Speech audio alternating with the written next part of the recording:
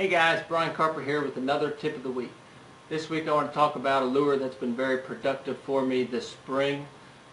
It's now June and the beginning of June, and this pattern will start diminishing, but March, April, May, one of my favorite lures is a sinko. And there's a couple ways I like to fish a sinko that I want to go over with you. One of them here is that I used a white sinko just so you could see a little bit better with one of these styles I'm going to fish or show you.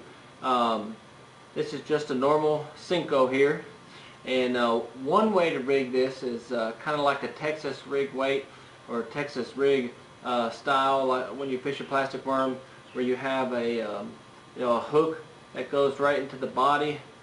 This hook is going to embed right here, right into the plastic, and sits up on the shoulder. And this one used to be one of my favorites until I started fishing recently with the same sinko, but I'll put a rubber band on it. And this is fishing it wacky style. A lot of people probably heard of wacky style, and there's a couple different ways you can fish it. One of them is just insert the hook like you would here, Texas rig, at the front, but instead of doing that, you would hook it right in the middle. You would just hook it in the middle. Well, another technique of doing that is putting a rubber band here right in the middle. You can buy these at the store, just with the accessories, with drop shot weights. You can get lead weights that go into the plastic here. They should be near the sinkos, but nevertheless, you put this rubber band on it, and then you take a circle hook. This is a number 2. It has its pros and cons in my book, but one of the pros is that for the circle hook, it doesn't have to be really big, and you can just put it underneath of this rubber band. So now you have a lure that is fished wacky style, that has no hook actually in the plastic, so that will save you a lot of lures. You won't have to keep replacing them every time you catch a fish, every time you get stuck.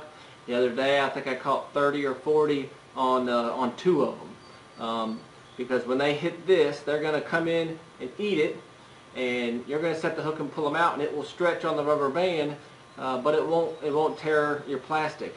And when you're fishing a circle hook, you don't have to set it real hard. The way it's designed, you start giving it a little pressure, and it's going to hook and come back in, and it helps your hook ratio a whole lot, helps you catch more fish.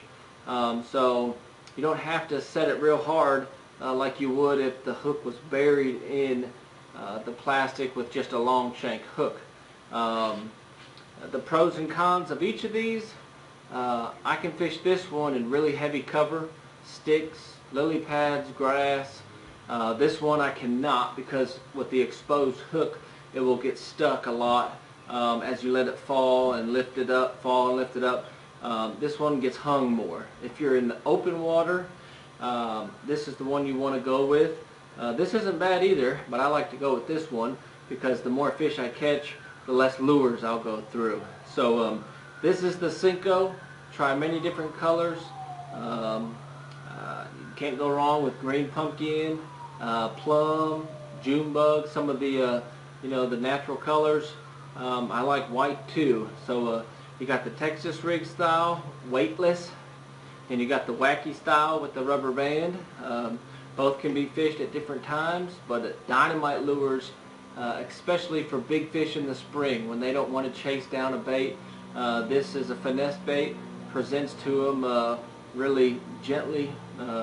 Really, it's slow. It falls really slowly, so they don't have to chase it hard or chase it far. But a great bait. Give them a try. If you have any questions, email us. If you want to come out and fishing with us, give us a call or check us out at www.briancarper.com. And that's your tip of the week, Sinkos.